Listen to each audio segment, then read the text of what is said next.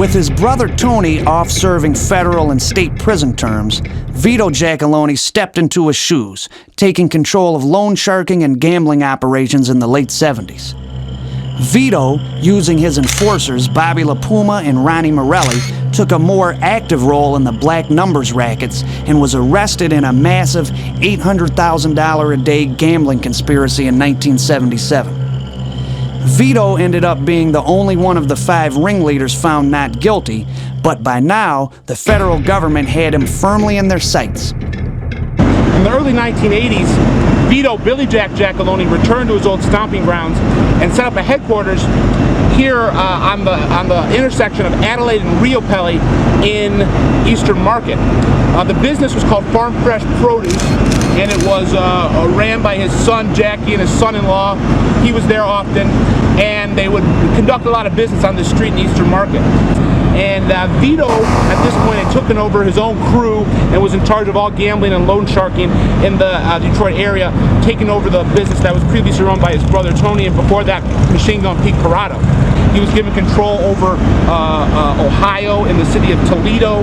Myself and another guy were out at a golf course watching Billy Giacalone. He got on a payphone. We got an overhear that he was getting directions somewhere, and we followed him. He ended up down in Toledo, Ohio, with Sal Vitello, and they were getting ready to muscle in on the cartage business down there. Vito's activities, both in Toledo and Detroit, were under constant scrutiny, and in 1982, the FBI was finally able to spring their trap. But also he was a fan of doing walk and talks, coming outside of the building and kind of walking on this street. Now the FBI picked up on this and actually placed bugs in telephone poles that would pick up the conversation between Billy and his associates, a lot of time being his son Jackie, who at the time was really coming on the scene as a major player at that point.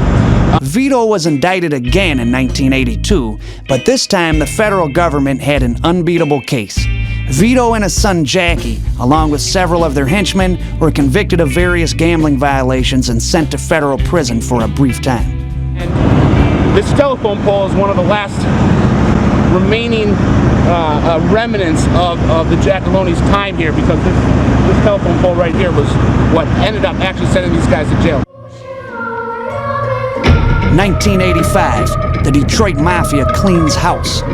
At least 10 different homicides in Metro Detroit during 1985 bore the signs of being mob-related, including 2 different triple murders. In 1984, the FBI had estimated the family's strength at less than 40 members, so perhaps 1985 was another year in which the proverbial books were opened and new members brought into the family by making their bones. Perhaps the rash of killings were related to Tony Giacalone's impending release from federal prison early the following year. And no murder was more important than that of Pete Cavataio, up-and-coming soldier in the family and brother-in-law to the infamous Corrados. Standing here in the shadow of the Ambassador Bridge, in the Delray section of the southwest portion of Detroit. In July of 1985, the last made member of the Detroit Mafia to be killed, Pete Cavataio, his body was found on a street not far away from here. Cavataio married into the Corrado family. He married the daughter of Machine Gun Pete Corrado. His brother-in-laws were Dominic Fats Corrado and Anthony Tony the Bull Corrado. Cavataio at one point in the 1960s was viewed as a future leader of the Detroit mob. However, that did not pan out. Cavataio's temper proved a bugaboo, as well as his penchant for sleeping with certain members' wives and girlfriends. Pete Cavataio to me was a low-class guy. I mean, he's dead now, God bless him, but you know. Cavataio's body was found on Harvey Street, battered and tortured. Bullet in the back of his head, as well as several wounds from a heated knife being plunged into his body in order to try to reveal the whereabouts of a safe where members of the Detroit mob thought he was holding some money that he had possibly stolen. The Cavataio homicide went cold until the early 1990s, when a Giacalone crew member by the name of John Pree was arrested for a home invasion. John Pree was running buddies with Carlo Bomarito, son of Frank Bomarito, who had been convicted several years earlier for conspiring to murder Ernie Kanakis, and together they had been embroiled in various escapades, such as being accused of committing arson against a sanitation company that refused to cooperate. Pree's home invasion arrest included Bomarito as a co-defendant. The two were accused of robbing an Oakland County heroin dealer on the orders of the Giacalone brothers. Pre, for a short period of time, turned government witness, debriefed the FBI, and admitted to playing a role in the Cavataio murder on the instructions of the Giacalone brothers. Pre eventually recanted his testimony, and the case was never brought to trial, and no charges were ever filed. While Pre was convicted, Bomarito was cleared of the charges. Pre to this day is still in prison on the home invasion charge, and the Cavataio murder, although not officially solved, in the minds of the FBI, they have a pretty good idea of who did it and how it went down. So when we talk about the Detroit mob and their penchant for gangland homicides, I think that you can make a parallel between kind of the reputation as an entity, as a whole syndicate, as being very under the radar and low key and very business savvy, to the way they actually go about on their enforcement and their murders, where that a lot of their murders are very under the radar and very suspicious and very lots of conjecture. Was it a murder? Was it a suicide? Was it an overdose? Yes.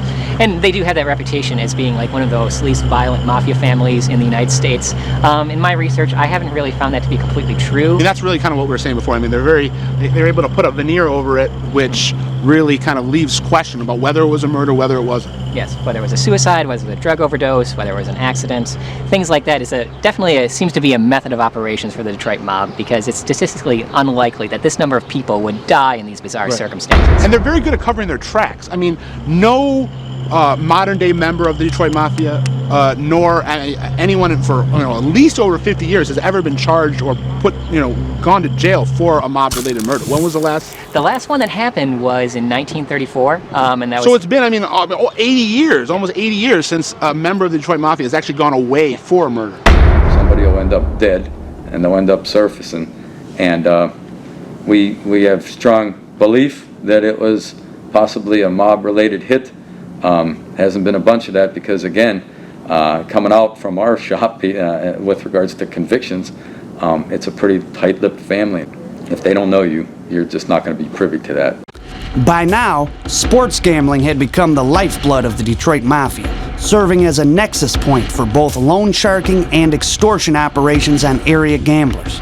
I have actually seen a check written by one gambling victim who lost $1 million. That's a single check, which cleared, by the way. This was a legitimate businessman who lost on one bet on the Super Bowl $1 million. It's the summer of 1990, and the Detroit Pistons are getting ready to win back-to-back NBA championships. But Pistons star Isiah Thomas was embroiled in a media frenzy that centered around allegations of his involvement in an Allen Hilf-led gambling ring. It was a status symbol when you would have games at, let's say, for instance, Tommy Hearns' house in Southfield or Isiah Thomas's house in Bloomfield Hills, which were two locations that were implicated in an indictment in 1990, in which Salem was said to have been running high-profile, very high-stakes craps games in the basement of both Hearns and Thomas's house. A local attorney subpoenaed in the case testified that these elite gambling parties were frequented by a mostly black and Middle Eastern clientele of drug dealers, liquor store owners, and professional athletes. The indictment broke on the eve of the Detroit Pistons repeating as NBA champions in 1990.